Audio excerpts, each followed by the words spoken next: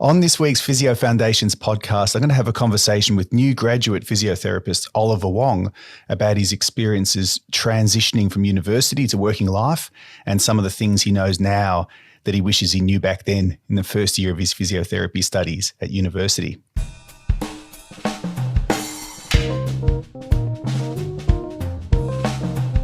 Welcome to the Physio Foundations podcast for another week, a podcast about the knowledge and skills that provide the foundation of expert clinical practice. So this is part 7 of my new graduate series of episodes. So if you're a health professions student or a newly graduated practitioner, this episode is for you. And if you're an educator as well, or a clinician who's interested in working or moving into university education, there'll be something in this episode for you as well. And if you're a highly experienced clinician and you mentor graduate practitioners, you may well be listening to the podcast and you may be interested in parts of this conversation as well. So everyone's welcome, and thanks for joining me for another week of the Physio Foundations podcast. So before I bring Ollie on though, I want to explain the reason I want to have these conversations with freshly graduated clinicians. And the real reason is that this is a really important time in your career as a new grad. So particularly if you went straight from university to school, you're still very young, but you're also a fully grown adult and you're an autonomous professional. You've got a lot of professional responsibility, and yet you're still developing personally throughout your 20s if things go well.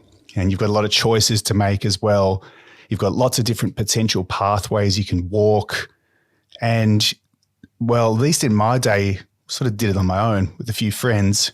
These days we've got podcasts and lots of opportunities to share these experiences.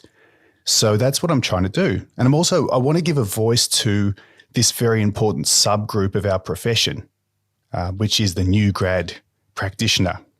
And if you've listened to any of the previous episodes, you will have been really impressed by some of their perspectives and experiences. So today I'm talking to another highly successful young professional, physiotherapist Oliver Wong, and I want to ask him about his experiences in university, particularly how they prepared him for working as a physio and what he thinks the most important foundational knowledge and skills are for a physio. So enough from me.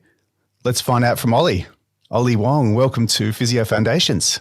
Thank you very much. Thanks for having me. That was a big, long intro, wasn't it? I'm building you up because you deserve it. Thanks for coming on. No worries at all. It's good to be here. Tell everyone about your background and interests. Let's find out a bit about you first before we dive into some details of things. Yeah. I went to La Trobe University for physio. I went through the undergrad pathway straight from high school. And as a tutor yourself, you've probably heard this a million times, but what got me into physio originally was I did a fair bit of sports growing up and got injured and saw physios. And that sort of led me down that path. If I'm honest, in sort of year 11 and 12 of high school, I didn't really know what I wanted to do.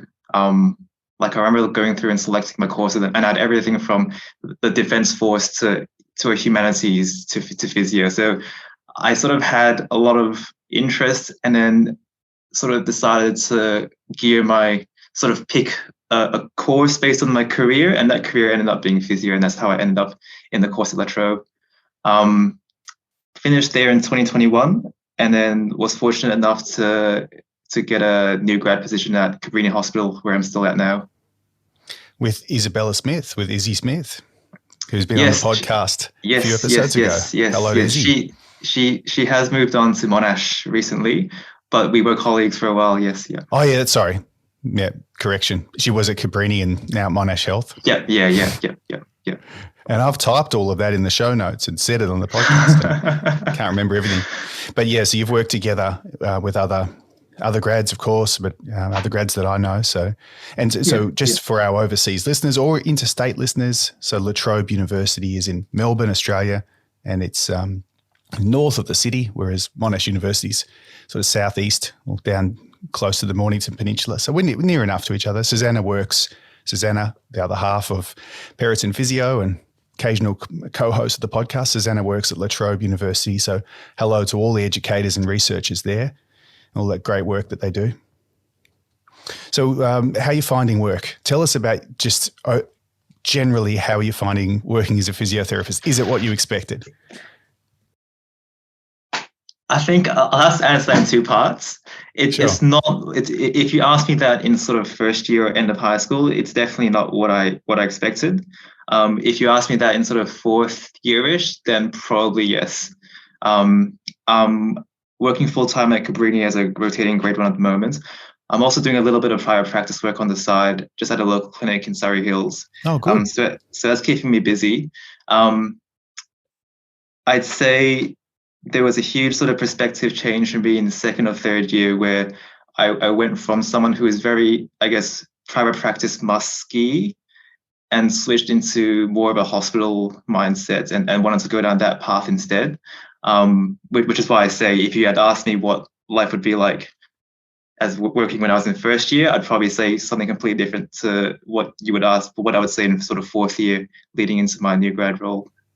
That's very interesting. So it's not necessarily what you expected in first year. And then if I can ask, did it get better? Was it better than expected as you got onto clinics, as you got into fourth year and you discovered that you got that perspective change and appreciated hospital work for what it was? I'd say yes. I think because I went into the study with so little perspective, I only knew what private practice musk physios did. I'm one of those kids that didn't really associate physios with hospital that much. Sure. So I sort of kept down that track for sort of first and second year. And then by third year, when we got a bit more hospital exposure, I remember there was one point where I sort of thought, because everyone is sort of associates physio with high level sports and that sort of thing. Yeah. And I sort of started to wonder why, why is there so much emphasis on, sports and elite athletes and elitism when there's people in our community can't walk properly? And that sort of really switched my perspective a little bit. And I started to explore sort of hospital-based career pathways. Yeah. Such an important insight to have at that stage. Yeah. And I just thought, by the way, I still like the sort of private practice must side of things, and I have really good friends that are in that field. And you're doing it. You're doing that, keeping those skills sharp at your private practice work on the weekend. Yeah. Yeah, definitely. But it was more for me. Why is that more meaningful than why is working with the top 5% of the society more meaningful than working with the bottom 5%? And I guess that's what led me to go down the hospital path. Yeah. And so, I mean, obviously it isn't. There's meaning everywhere. And there's a lot that the bulk of people that you can see, if you look at the entire population, aren't in high level professional sport. That's obviously one role you can do, but it's overrepresented in people's minds as they enter the degree, as you alluded to before. Yeah. Absolutely. And not even within the degree. You talk to family and friends who aren't in healthcare professions, and you mention you're a physio, and they'll say, oh, are you going to work for Arsenal one day? Are you going to do sports and all that sort of stuff? And then you tell them you're in hospital, and they sort of have all these questions about, what exactly you do. So I just found that quite interesting, especially going into clinical placements and stuff as a student. Yeah. So not necessarily in first year, you didn't necessarily have this vision of, well, I'm going to do this. You gain that perspective as you moved into the clinical units and now into your clinical role, and the world has sort of opened up to the possibility of all the people you can work with and you can help. So tell us a little bit about your role. What do you do? So talk to a student here who's in their first year and they're doing potentially musculoskeletal, they're learning anatomy and biomechanics, and they might be still in that mindset. What are some of the really enjoyable things you've done in a hospital that a first year physio student may not know about yet? Wow. I think this is something that really comes down to, well, first of all, most grade 1 roles are rotational. Yeah. So it sort of comes down to what rotations you end up getting. I've been fortunate enough to experience everything from acute to subacute and outpatient rehab as well. So I guess from the musk point of view, oftentimes we associate with the private practice sporting injury sort of stuff. not so much the immediate post-op when they're delirious because they've had a fall and fractured off and that side of things. So I guess the less clean side of physio in terms of from the acute side of things. And then in terms of rehab, I would probably say the complexity when it comes to discharge planning, and that aside from treating the condition and the person in front of you, there's all these complications regarding what's next. There's always a what next. I think that's one thing I didn't really fully understand as a student was you always got to think about what's next, not what's current. There's got to be a next step, and you have to sort of plan that ahead, whether it's from a discharge planning point of view in hospital or even in private practice. I do think there always has to be an end date to when someone stops coming to see you. So what's next? When are they going to progress, or when are they going to move on from their stage? So that's probably the main thing, is always thinking about what's coming next for the patient. Yeah. That's a great answer. And you mentioned all the complexity that's a part of the job. It's not just something that pops up every now and again, and particularly with discharge planning. And there rarely is there a person who's an orthopedic or a neurological or a cardiothoracic, type of patient. Yeah. Everyone has a bit of everything. That's why they're in hospital, right? Exactly. There's always something else. You could have a patient who's had a knee replacement who's got advanced Parkinson's, and you have to use sort of Parkinson's principles to rehab them. Similarly, you get a lot of neurological patients who have orthopedic type pain as well. So I think even though physios end up specializing in one stream, it's really important to have general knowledge. And I think that's also what got me into rotating grade 1 hospital roles, is I just wanted to develop that general knowledge and just learn things and just know a lot of things. That's what I wanted to do. Yeah, that's such a good starting point. Would you describe so you mentioned, was it before we press record, or was it during it? You mentioned all the diverse things that you had potentially career paths you could do from high school, including military and humanities and that's right. We had recorded by then. We did. We definitely did. Yeah. Are you someone with? Would you describe yourself as someone with really broad interests? Does that help you have that thirst for knowledge and interested in different things, and help you in that grade 1 rotating physio role where you have to be a generalist and be across a lot of areas? Yeah, I definitely do think that. Even now, I'm at a stage where I'm starting to think about how I gear my career and what path I should take. And there are times where I'm sort of stumped and I'm sort of torn between a couple of different options. And that's partially why I decided to take up a bit of private work on the side. It is tiring, but I do want to keep that side of things open. Sure. I just want options. I just want to have options. And I think in terms of having options, probably going into that rotating type role is best for young physios. That's what I think, at least. Yeah. There are options. There are many, many options, many pathways, many ways to get to the same place in a different way. But having a thirst for knowledge and leaving those options open. I think when you talk about putting the effort in, and it really is effort to work on your weekend in an additional role. It's not necessarily about the money. I'm reading between the lines here. It's about thinking where you want to be in the future and also building yourself up. I don't think you can. I don't think you can go too wrong by having that attitude and going into it, being thirsty for knowledge and creating options for yourself. Yeah, I completely agree, and that's sort of something I've taken on board, and I just try to apply myself in both those settings. And there are skills that sort of interchangeable as well. I think working private practice gave me great perspective into, I guess, a patient's journey when you go back into the acute orthopedic ward, for example, and a little bit of vice versa. So there are definitely interchangeable, very, very different, but there are interchangeable aspects of both. Yeah.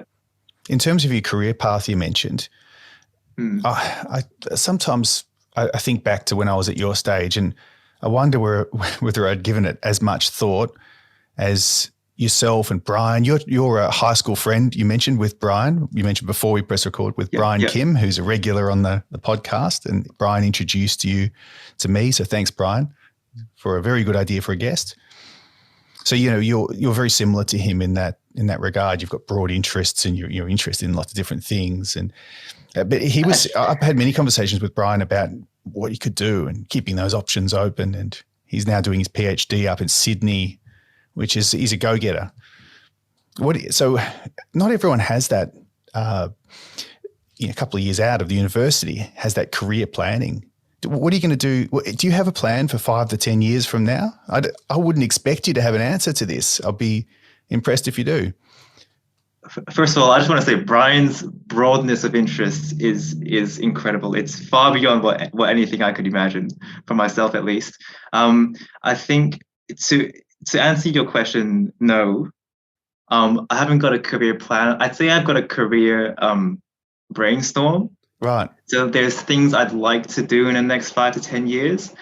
I'm not sure how I would piece them together, and I'm not sure in what order they'd come. I definitely want to stay in hospital for a little bit longer. I do want to, and I've sort of partially done this by starting to do a little bit of private work, but I want to get exposure into something that's not hospital as well. So that's private practice for me at the moment. And at some point down the track, I would like to do a little bit of teaching. Great. At some sort of university, ideally.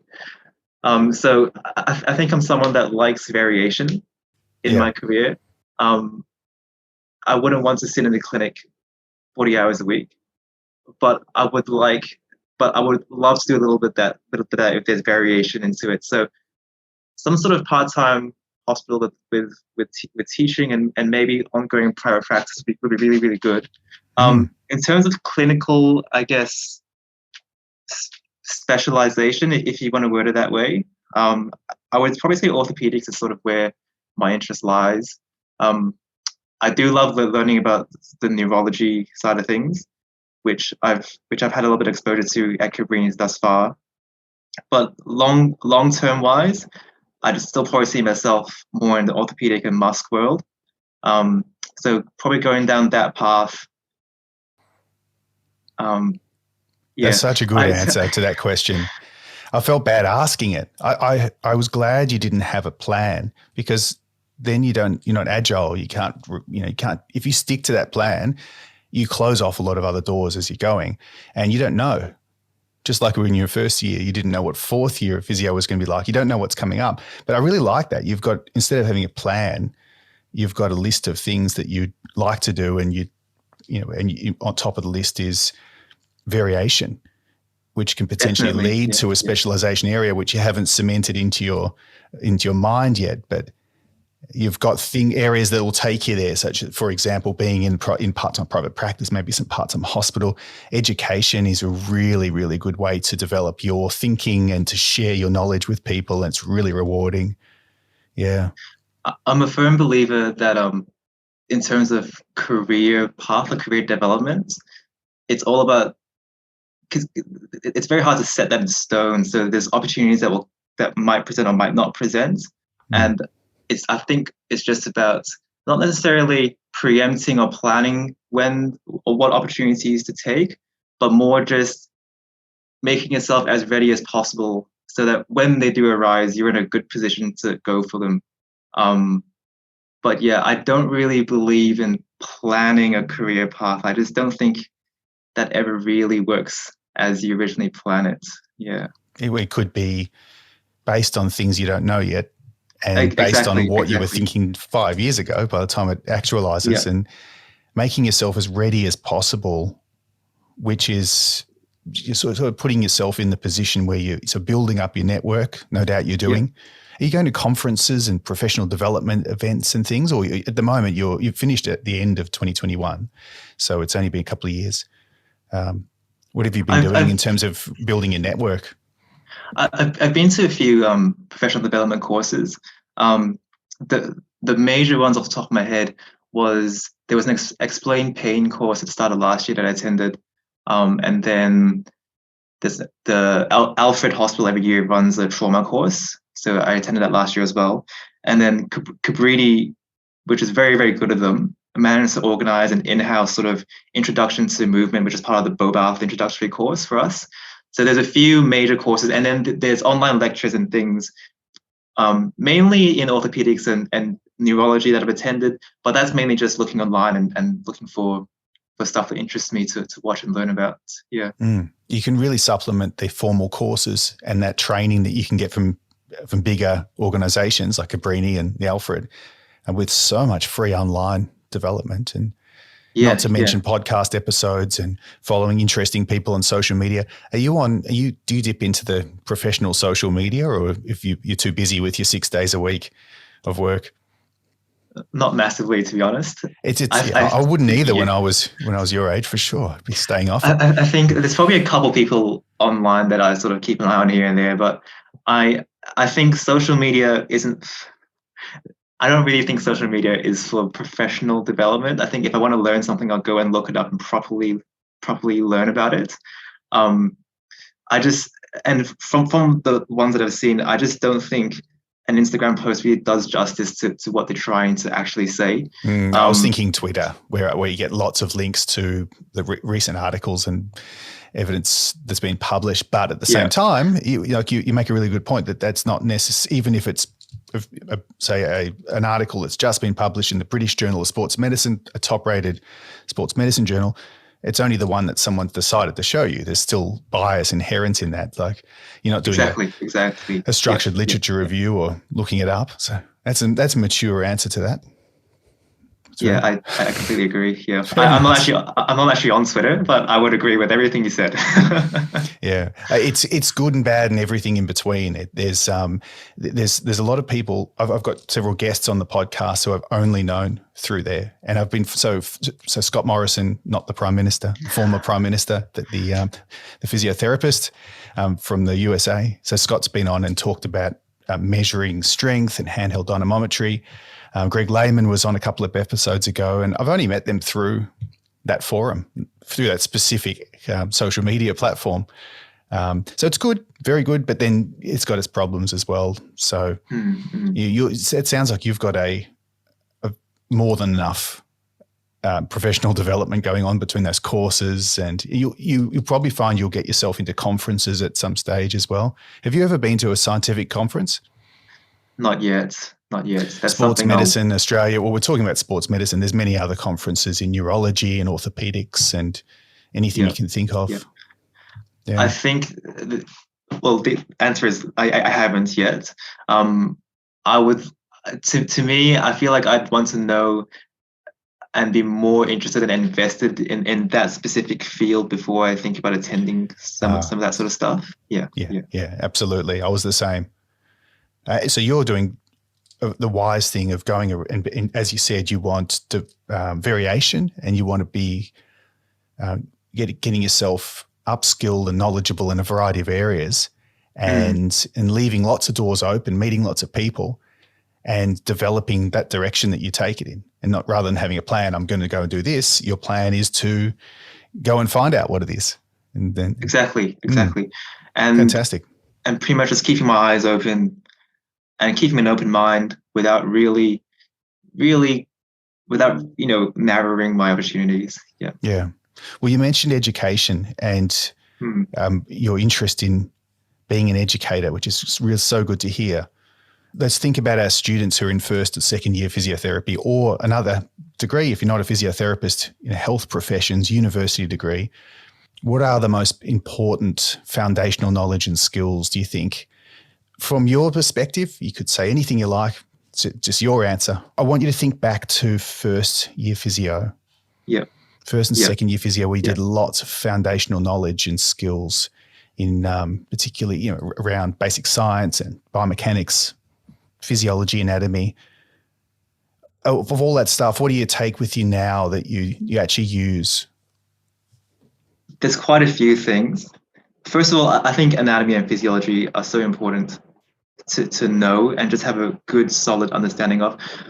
Not necessarily the super, super, super fine details, but I think no matter what field you go into, that's going to be relevant. Obviously, if you end up going into the neuro, you're going to know a lot about the neuroanatomy as opposed to orthopedics, for example. But I think that's something that's, as much as it's annoying to memorize stuff, I do think it's worthwhile having that base knowledge. And at the end of the day, that anatomy and physiology, it is the building blocks of why we do what we do in terms of our interventions. You mentioned biomechanics, which I think is very important, especially when you're looking at retraining movement, which is what we do in orthopedics and neurology, and obviously in private practice as well. And I think because it's so numbersy and mathsy in terms of learning like the gait cycle and stuff like that, a lot of students don't take that too seriously when they're going through it. Okay. Because I would have thought the opposite. If it was very data driven, that that's very concrete, and the things I might not take seriously if I haven't worked as a clinician before might be the things like communication, interprofessional learning, and things that are, what's that? But interesting. I probably wouldn't say take seriously. I'd say maybe struggle to grasp when we're studying. Okay. What I've noticed, at least, a lot of students from La Trobe aren't the mathsy numbers people. So that side of things sort of you just sort of get through to finish the exam and you forget about. But I think that stuff is actually really, really important to know. And the final thing, which you mentioned, is all the communication and I think a lot of people these days call it soft skills or interpersonal skills. Mm. I definitely fell into the part of the cohort that thought that stuff was useless and BS and didn't think it was that relevant. Because to me, I was all about learning tangible skills and tangible knowledge. And I remember we started the year and there was a 4-week block on communication, and I just thought, what is going on? Just teach me something real. I remember thinking to myself, teach me something real. And wow, okay. 3 years later, I'm in my first year, and 90% of what I'm doing is just talking and communicating. And I look back to that first 4 weeks and I go, actually, that was really important. And I don't think I really understood how important that was. And it took me to start working to actually appreciate that aspect of the course. Yeah. It's really tough to sell the importance of that to people. It'd be like if you'd never heard music before, and I wanted to tell you how beautiful this piece of music was. And all you needed to do is just have basic understanding of music, and you'd appreciate what I was saying. You could almost imagine the piece of music or the genre I was talking about. So, and you think you teach me something real, and now fast forward to 2023 and you're talking to me about this is one of the most important things you do. This underpins how you help people in your role, is being a communicator. I think it's the most important thing because I feel so naive thinking back to when I was sort of in first and second year, because and this gets said so much, and I apologize if I'm repeating what you've heard before, but I think none of the real or tangible skills and knowledge that I wanted to learn about in first and second year, none of that really matters if you can't express it.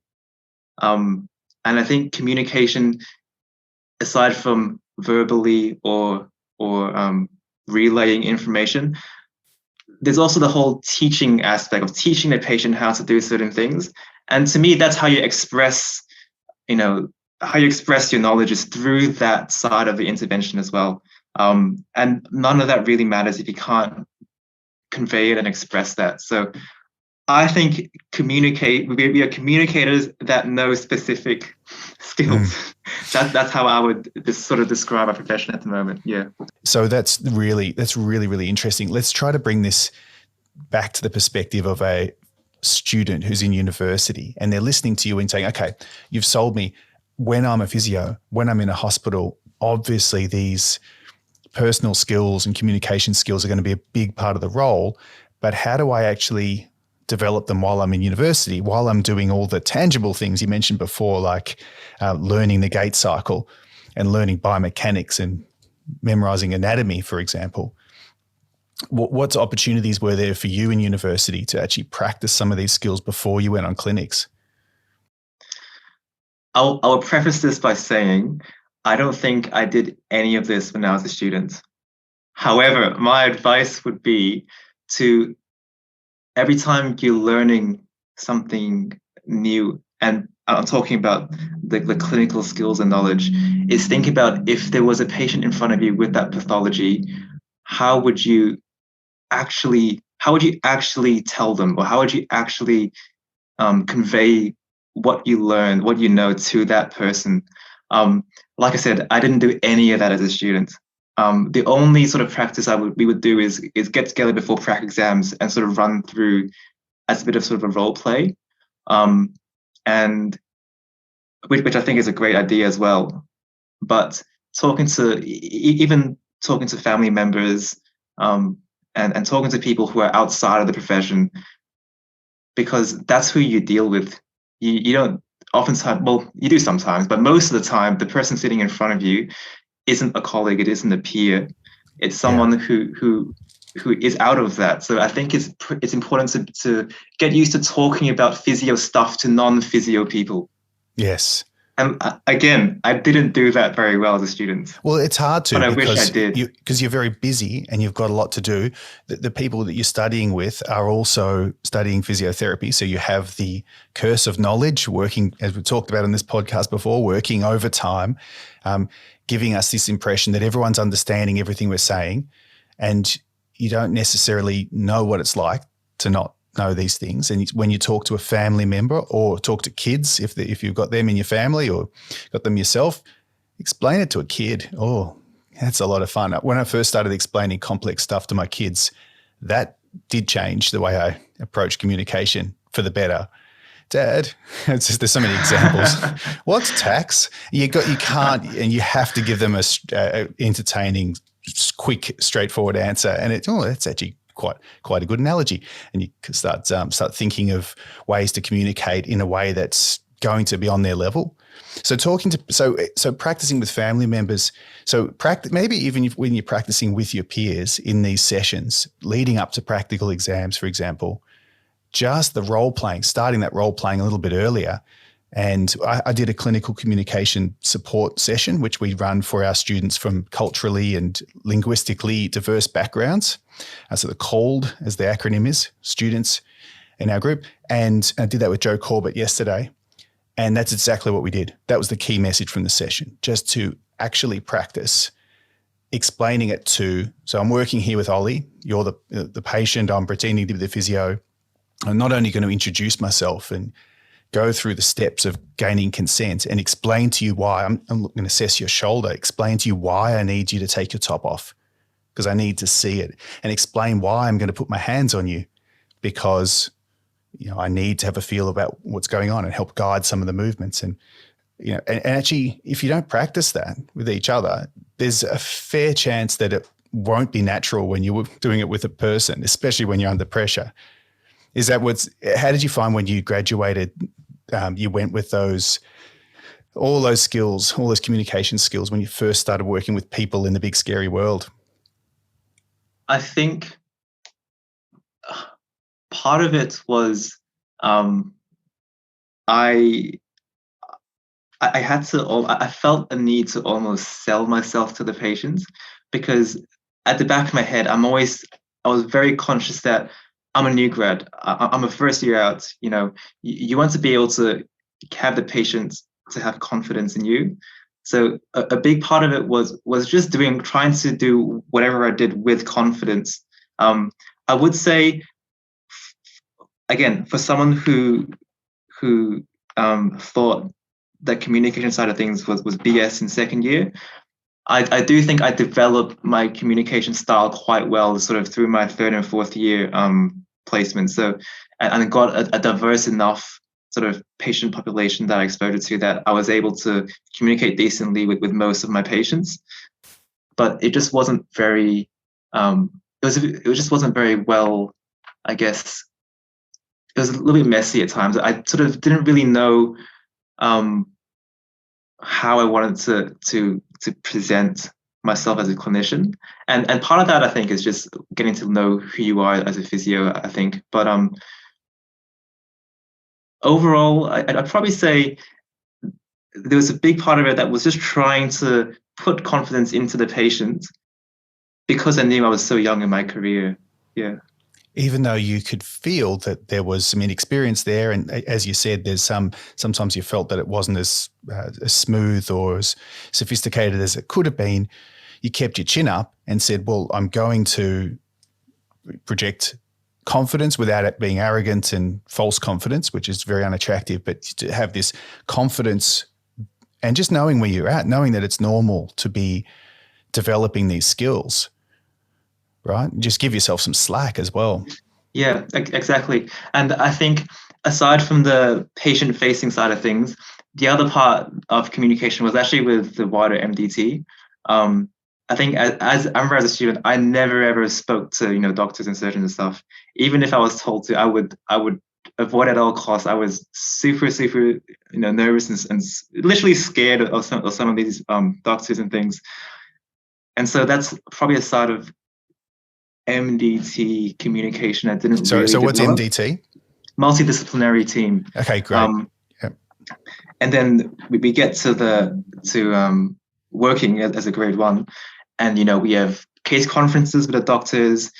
You on the acute ward, especially in orthopedics, you're talking to the surgeons and the medical staff, and all of a sudden you have to develop that really professional communication style, which I think as someone in the early 20s can be a bit confronting. But again, looking back to when I was a student on placement, that's probably something that I wish I'd sort of stepped out of my comfort zone a little bit. Yeah. There's a persona that you present to your friends, to your family, and to your work colleagues that is different, and it's totally fine. That's how you're meant to be. Yeah. That's how you it's how you communicate with people, right?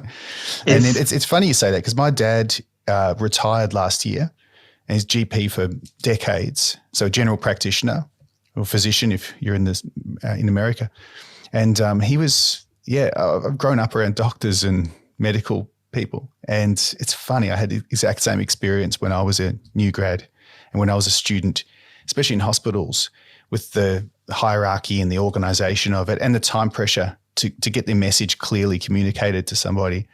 And it wasn't easier for me at all, even though I had met so many doctors and had spoken to so many people. You're feeling self-conscious, and you do want to communicate things clearly. And the more you can relax and just know that this is another person, 99% of the time they want the best for you. They don't want you to be uncomfortable in your workplace or as a student. They want to help you. Yeah. And just talk to them. That's what helped me. I'd say, people always say, just be yourself. But I do think, especially as physios, where we're dealing with so much patient contact, patient facing, you do have to step into a bit of a physio character. You have to step into that role a little bit, and oftentimes that isn't 100% yourself. And I think that's okay. I think as long as you're comfortable with the character that you're stepping into, I don't see an issue with that being, different to, who you are. But I do think sometimes people talk about, just be yourself, just relax, just be yourself. But that's not entirely true as well, I think. It's not imposter syndrome to be stepping into a character and not know everything about what that character is going to say or what they should say, and not be perfect and make mistakes, which you will make, as long as those mistakes aren't serious and life-threatening, and as long as you're reflecting on them, as we've talked about on many episodes in the past. There's a difference between stepping into character there and having a work persona and being a trustworthy professional person who has that tone that can gain that confidence, as you mentioned, from other people, particularly the people you work with, but the patients you work with, but also the other staff, right? There's a difference. It doesn't mean you've got imposter syndrome if you're not feeling 100% confident about that. It's not an easy thing to do as a new grad. Yeah. Yeah, I think as long as the intention is genuine and Right. authentic, whatever character you need to step into to achieve that isn't that relevant to me. Mm. So oftentimes when you start to talk about stepping into characters and stepping into this or that sort of role, people think, oh, like, you're not being genuine or authentic. But I think at heart, if the intention to do what you do is the same and it's genuine, I think it's absolutely okay to step into like that sort of physio character role and then step out of that when you're done. Mm. Oh, this is powerful. I always feel that at the end of these conversations, as we sort of sum this up, especially talking to new grads, that if I were young, if I were just graduated and I were listening to this, I would feel a sense of relief almost hearing someone else say that it's okay to make mistakes and it's okay to have this feeling of being yourself, but also being in character, and the feeling of your confidence evolving. And well, it's not the same as saying fake it till you make it either.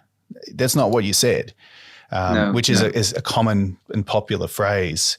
That's not what you said. It's talking about developing a really difficult thing to do, which is complex communication with complex patients in a complex healthcare system with noise all around you, and having that calmness to say, well, I'm going to step into this character, do my best. It's actually quite the project, isn't it? It is. And that character changes as well. It's not the same character. Like, I'm sure if I step into the Ollie physio Ollie and non-physio Ollie, physio Ollie now is different to physio Ollie a year ago. I hope, at least. Yeah. And hopefully in 5 years' time, that's changed as well. So I think exactly as you said, it's not so much fake it till you make it. It's about sort of developing clinician version of you. And that's something that will always change as obviously as you progress through your career. Yeah. And as long as Ollie, when he's having a night out with his friends, Ollie, when he's working in the clinic on Saturday, Ollie in the wards of the hospital working with doctors or working with people with conditions, as long as that Ollie is genuine, that's the main thing. Absolutely. And Ollie can go ahead and just work hard across his career to develop all these things, and it doesn't have to be perfect, and he won't be perfect. Yeah. Suddenly talking about you in the third person. Yeah, I was about to say, you can stop the third person thing now. Yeah. We'll cut that out. But genuine is if I was doing a word salad or not a word salad, what are they called? One of those word diagrams that come up on the screen. There'd be some keywords that were popping up from this conversation. And one of them would be genuine, which is really important. Yeah. So I agree. Yeah. So we could continue for a long time on this. I reckon we'll wrap it up. But is there anything else any other messages you wanted to add to, particularly to our students who are listening, who are sort of looking up to you and going, wow, I'd like to be in that position one day? What else would you tell them? What messages would you tell them? I'd say, like we touched on before, career pathways often aren't very straightforward, and there's a lot of uncertainty that goes into how your career ends up, and opportunities pop up or don't pop up depending on your situation. So I think, especially for the students heading into placement, the most important thing for physio students, aside from this, I did say that there are important knowledge that you should know, but aside from the specific, I guess, really like tangible clinical knowledge, I think students, especially through placements, the most important thing is developing habits. And because this is what's interchangeable no matter where you end up. For example, if you develop really good safety habits on an acute ward, it doesn't really matter to some extent whether it's acute cardio, orthopedics, gen med. Those habits are interchangeable. Similar thing with the communication. I find that really good communicators in private practice, you're using the same skills on the hospital as well.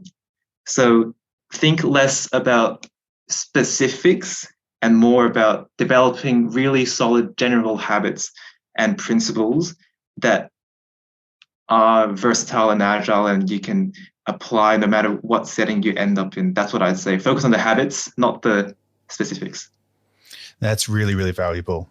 Thanks, Ollie. I'm really looking forward to seeing where you go next. So I'd love to have you back again. I've said the same thing to Brian a couple of times, and I think he's on to round 3. And so it's good. So we might have some recurrent guests, and I'm doing a weekly podcast. I have missed a few weeks in the middle of last year, but I'm aiming for weekly episodes. And so there's going to be lots and lots of episodes, plenty of chances for us to reconnect and sort of see where you went on that journey.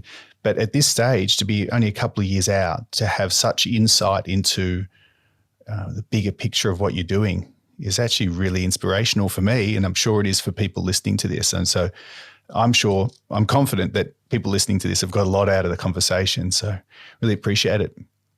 No worries. Thank you. Thank you.